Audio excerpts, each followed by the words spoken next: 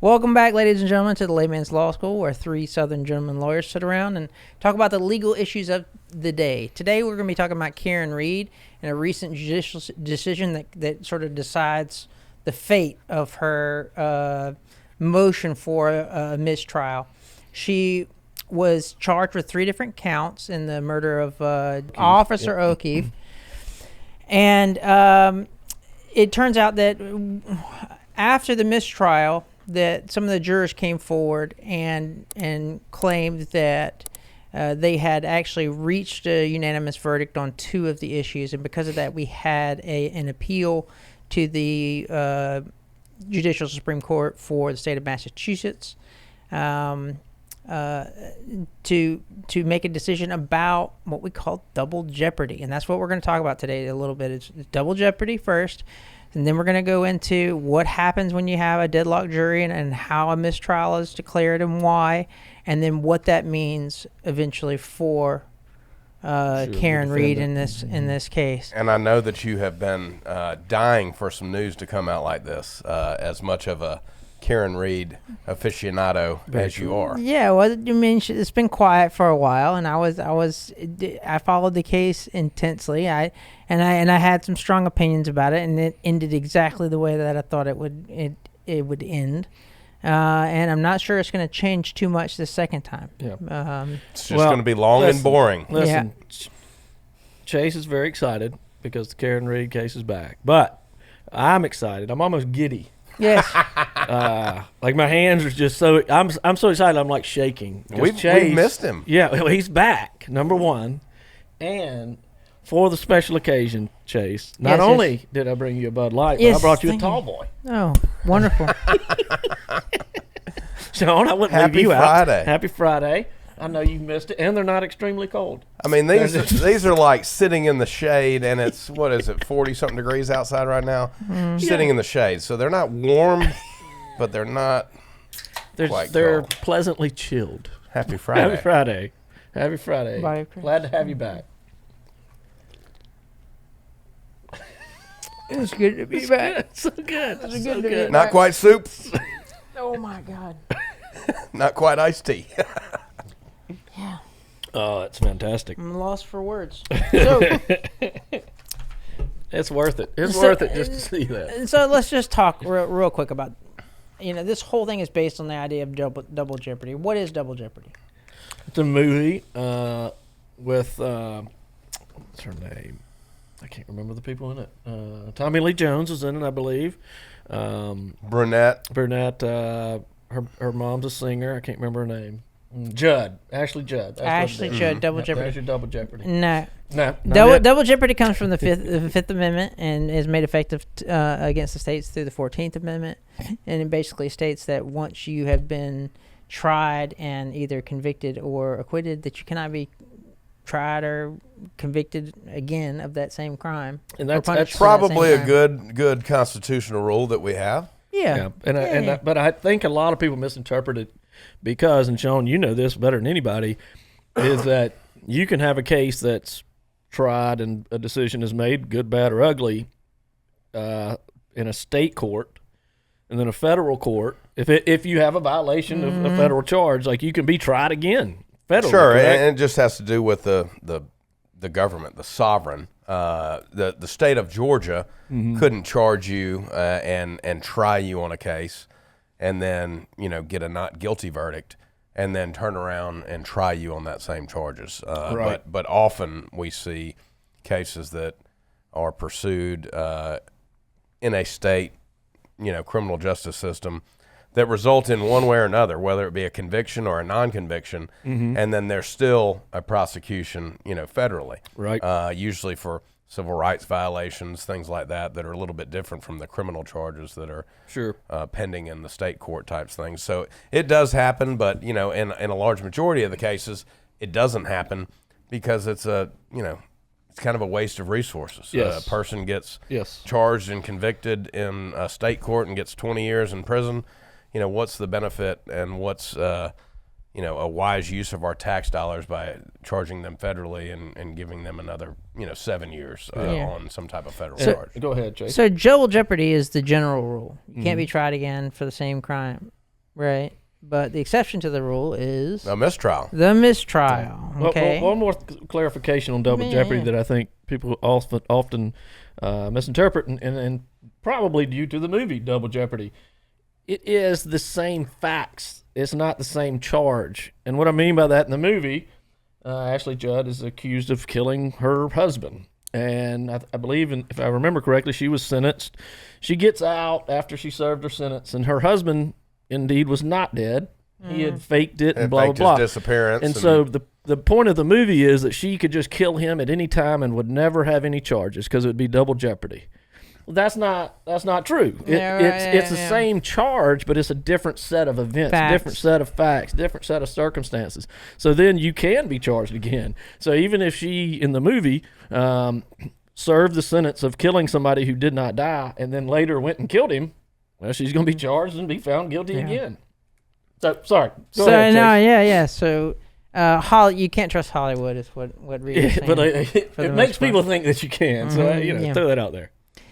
So in this case, we had a hung jury, and in the judicial Supreme Court's decision, they had a lot to say about the deliberations because the judge's job is to weigh the defendant's interest in having her actual trial decided by one jury at one time. And getting it all over with. Right. And then the public's interest in having what is considered to be fair trials.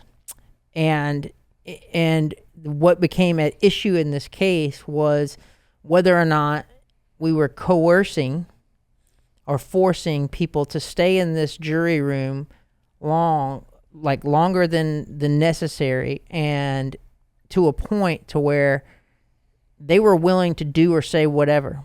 Just to get out. Of that room.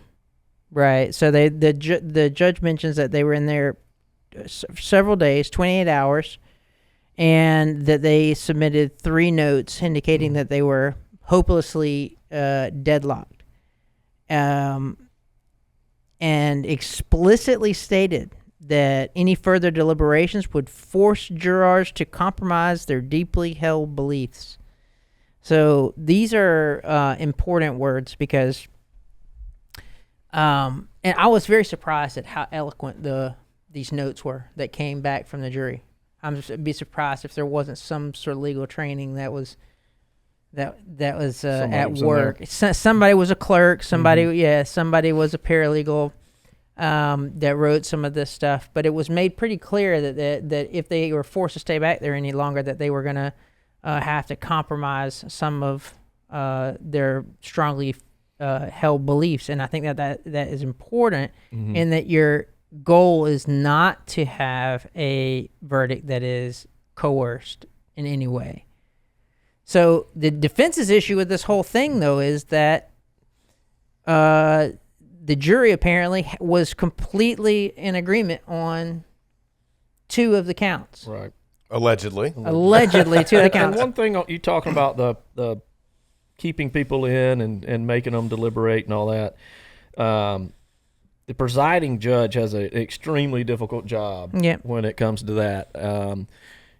You obviously, when you have a case that is like this and you have differing opinions, well, the jury's going to have different opinions, and it's a real thin line between the judge keeping them in there too long and then saying, look, we do have a mistrial, versus saying, the first time in a lot of cases come and say, we can't come to an agreement. We can't. Well, you really haven't been in there and fought it out and that kind of thing. So the judge has a weird balance of saying, y'all got we got to stay in here, guys. We got to keep going, versus, hey, we're hopelessly deadlocked. You got to draw that line somewhere, but you can't draw it too early. So I just wanted to make that point. That is extremely difficult for anybody, but the judge having to preside over this with this type of heat, that's a tough call to make. Sure. Well, and it's a tough call because the jury deliberations are secret.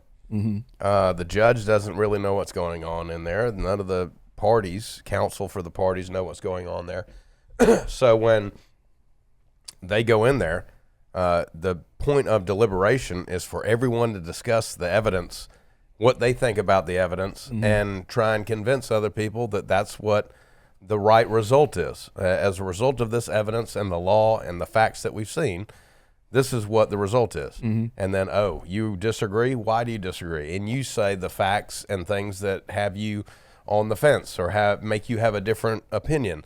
And since no one knows what's going on in the jury room, when you have a jury that comes back after 6 hours and says, we're not going to reach a decision, we don't know what's been discussed. We don't know. So you send them back to deliberate numbers, more. Right? You don't know who's for, against. You don't know if it's 11-1 or 6-6. I mean, the judge doesn't have any idea, right? Sure.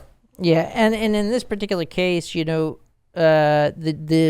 defense had the opportunity to ask for clarification, to ask if there was a partial verdict, and the judge had the discretion to actually ask if there was a partial verdict, if they had actually come to an agreement on some of the counts and not on the others, right? And it's in the defense's interest to really not ask, because it turns out that once the 5 people that came out and said, hey, we were acquitting on 2, right? That's very good for the defense, right? That worked out, right? But it could have. If they would have asked that question beforehand, it could have gone the total other way. Yep. Right. In which case you would have been convicted on those other 2. Exactly. And go ahead. Go ahead. Well, I was saying we've talked about this in the prior podcast about Karen Reid, and we made a big point of it, and it's holding true. And we called it to start is the jury form.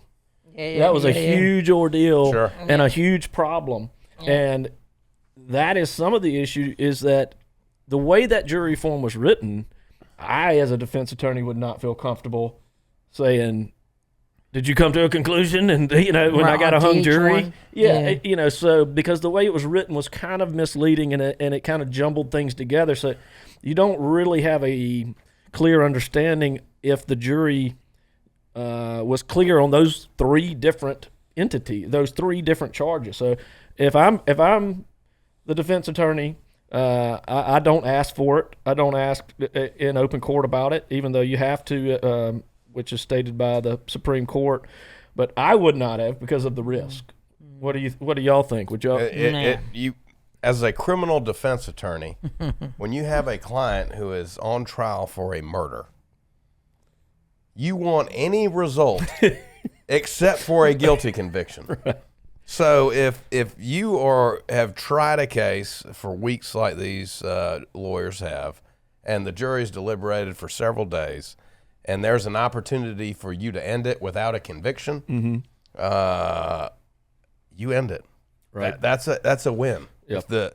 Obviously, in a criminal defense attorney's mind, the state was unable to prove beyond a reasonable doubt to 12 jurors that you're guilty. So that's a win. Even if it's a mistrial and they can't all agree. In our system, the jury verdict has to be unanimous. And Shawn, same to your point, if they find you not guilty, they didn't find you innocent. They found you not guilty. Correct. So it's still that same kind of thinking. It's almost impossible to prove the negative. And so as a defense attorney, you have to, you can't prove innocence a lot of times. You got to just prove that you're not guilty. Right? So, and like you said, that's the burden of the state. It's always a win if you walk out arm by arm with your client in the courtroom, especially when you're facing these life serious charges like this. Well, this is something I kind of wanted to get into because, and that is precedence and what that means. And because the court followed precedence in this case, and one of the important factors was that they're not going to consider sort of out of court statements made by jurors in making decisions about what the deliberations were, what the outcome of the case is, and stuff like that. And precedents, just for the people out there, are cases, are landmark cases where we have run into that issue before. We have deliberated on the best way to just resolve that issue, and that is then followed, and it's almost like a roadmap. So you get plopped down in the middle of nowhere, you don't know where you're at, and you have a mountain over here and a river over here, and you know that if you take a left at this river, it leads you to this mountain, right? You're trying to get to that same result, justice every time. So that precedence, you follow it. Whether or not this case, you think that it might be kind of, touch and go, or you want her to be innocent or whatever, you follow the precedent, because that has led people in this country to justice in numerous cases all across this country. You follow the case law that actually got you to where you were supposed to go in the past. And that's what the judge did here, is that they said that we're not going to consider all these extrajudicial comments, opinions, statements, that it has always been Massachusetts law that in order for double jeopardy to apply, that you have to have the acquittal or the guilty verdict read out aloud in court. Sure. And that did not happen here. Mm-hmm. And so that's the main reason why I think this court made the decision they did. I agree. I got two things on that, Chace. I think you bring up an excellent point on case law in general. Mm-hmm. We Shawn and Chace, I'm sure y'all run into it. I run into it all the time with clients or potential clients, especially in the criminal realm, where they're bringing you the code, and they say this code says that, the official code of Georgia annotated says XYZ. Yes, the code is the law, but the real law, and this in lawyers, in law school, you don't really get trained on the code. You get trained on the cases, on the case law. The case law, the precedent is the law. Is how this law has been interpreted to different facts and scenarios. Mm-hmm. But that is way stronger. The rules that things happen, if A plus B, occurs, then the result under this law is C. Yep. Mm-hmm. And then obviously very seldom do you have an exact fact pattern that's the same. So you got to do your best to objectively think, well, this is the actual rule that the courts have said, and how are my facts and circumstances going to turn out under this law, even though this is different and this is different. Yep. And then sometimes there is room for argument that this needs to be changed because I have a different set of facts that weren't contemplated in this decision. Right. An exception to the general rule, because the facts are a little bit different. But as like I said, the Layman Law School, we try to teach a little bit, have some fun. But if you think you know something and you got the code section and it says it exactly, you need to look at some cases that code section has been applied to, because you probably are missing a few things. Right. And the second point I want to bring out on what you talked about was the outside of court statements that the Supreme Court did not use, did not think was relevant, and I agree on that situation, because I do believe that there's probably some situations where the out of court comments would help and all these other things. But that's kind of like Pandora's box to me. Sure. If you let this, you talk about precedent. If you let a precedent out of deliberations after the fact can be brought into a case. How long? I mean, 6 months, 2 years. There's a billion problems. Do you need just one juror to say something, or do you need 5? Who knows? Yeah, do they have to sign affidavits, or can it just be something they say in the press? And so, and that's the thing, is that I think that the judge, could have done this on their own. They absolutely could have. Absolutely. That's what it's called. It's called sua sponte. Explain that, Shawn, before you continue. That just means without any party's motion, neither the prosecution or the defense, the judge does something that the law allows on his or her own. And the judge could have, which, in me thinking, if I was, on my game as a judge over a big case like that, I may have said, what does a mistrial actually mean? A mistrial means that a jury is unable to come to a unanimous verdict on each and every count. The notes that the jury sent to the judge basically reflected that. But it seems like this, post-trial information was different from what the notes said. So the judge could have, brought the jury out, asked the foreman, asked all the jurors, are you, hopelessly deadlocked unable to reach unanimous verdict as to count one. Yeah. And it's called polling the jury. Yeah, they could have found out all this right then and there. Sure. But I guarantee if the judge wanted to do that, Karen Reid's attorneys would have been running, absolutely, saying, "Well, no, Judge, we're fine with the mistrial. They said they're hopelessly deadlocked. You putting them on the spot in court, may make them change their mind and make it coercive. So they're going to feel pressure from you to say, well, no, we do have some type of decision." But the judge could have done it and could have either found that this information was true during the trial before the jurors were let go, or at least confirm that no, they're hopelessly deadlocked as to all counts. So I agree, Shawn. I think that the Supreme Court of Massachusetts made the correct decision, and I think the presiding judge on this case, made the right decision not to ask that. One thing that is kind of, I don't know, we can kind of just talk about it is I'm curious if the state was hoping that this appeal was granted.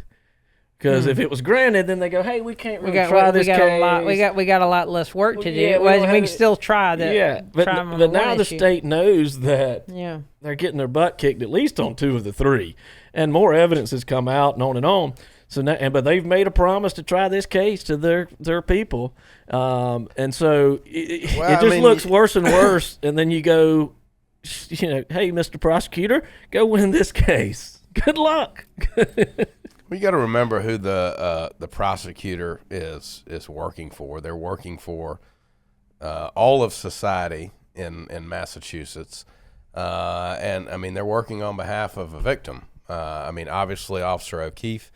Right, and we're like I said, we believe he was a victim of something. Absolutely. Whether or not it was a murder by Karen Reid, or an accidental running into him by Karen Reid that she didn't even know about, or whether or not it was something more, a fight in the house with all these other law enforcement officers and things that this huge cover-up is alleged about. Whether or not it's that, we all know that something happened, and the prosecutors there basically trying to advocate for who they think is the person responsible for this. I'm going to stop you a little bit. I agree with that 1,000%. My dad's as you know, a former district attorney, and everything you said is absolutely correct. But I think the issue in this case is the state actually using what you just said?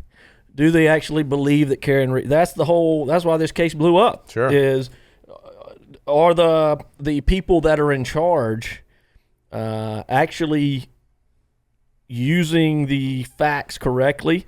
Are they giving the actual facts to the defense attorney? Yeah. Are they changing videos? Are they flipping stuff? Are they moving things? Yeah. So everything you said is right, but are the prosecutors in Massachusetts and the police officers there, are they following what you just said? I can just give you the ethical model, Reid. I can't vouch for what they're doing, up there. And in my, humble opinion, with very little experience in the criminal justice world or in law enforcement or anything like that, I'm of the mindset. You have a lot of. You said limited. Don't give me the wink. I was being serious. I know. Yeah. I'm of the opinion that the prosecutor's fundamental duty is to not bring cases against people that they do not believe they can prove beyond a reasonable doubt, because that is our legal standard. Absolutely. Here. And if you have already tried a case that took weeks to try, months to and prepare, you did not get a conviction, then you already have, evidence, exhibit number 1, that you cannot prove this case beyond a reasonable doubt to a jury of 12 people. So it would be, if I was the chief prosecutor in an area, jurisdiction, and I had a mistrial that was based on a deadlocked jury, not a mistrial because something wrong happened in the trial. There's different mistrials that occur, but was done based on a deadlocked jury without really some significant change in the evidence. I'm going to be hard-pressed to bring that case again. I agree. And try that person again, just hoping that I get 12 jurors that are a little bit more on my side than the other side, because I have the evidence that this case was already tried before a jury, and we couldn't prove it beyond a reasonable doubt. That's because you don't have that win-loss mentality, and that's the problem. And in the lawyers that are in America, right? Sure. It's instead of finding justice, it's win or lose. And sometimes justice doesn't mean you win. Sometimes justice means you lose. Go ahead. No, I was just going to say, and in this case, the only losers, I guess, are going to be the Massachusetts taxpayers to start off with. And Officer O'Keefe. Officer O'Keefe. And his family, they're not going to get, because without...